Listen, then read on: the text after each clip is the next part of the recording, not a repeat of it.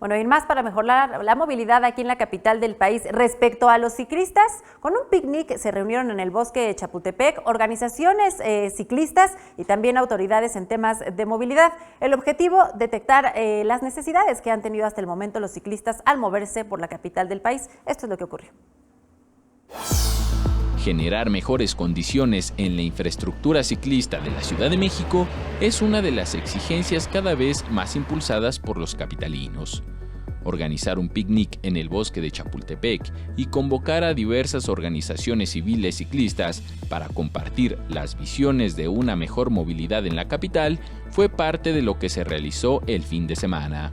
Durante ya casi 2 años hemos estado haciendo vallas ciclistas, hemos estado haciendo intervenciones, urbanismo táctico, pintando, balizando calles, ayudando de diversas maneras.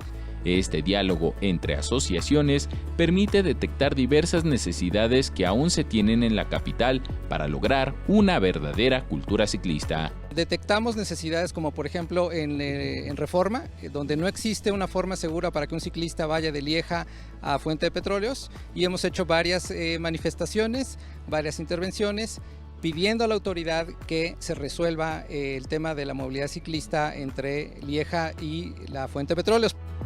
Es un corredor por donde pasan 5,000 ciclistas al día, lo que lo hace uno de los más importantes de la ciudad. Además, urgen a generar infraestructuras en otras zonas de la capital y atender alcaldías del sur, norte y oriente.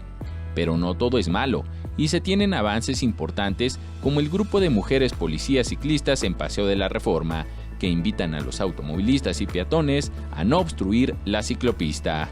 Pues creemos que estas acciones van más por el lado de educar que por el lado de sancionar.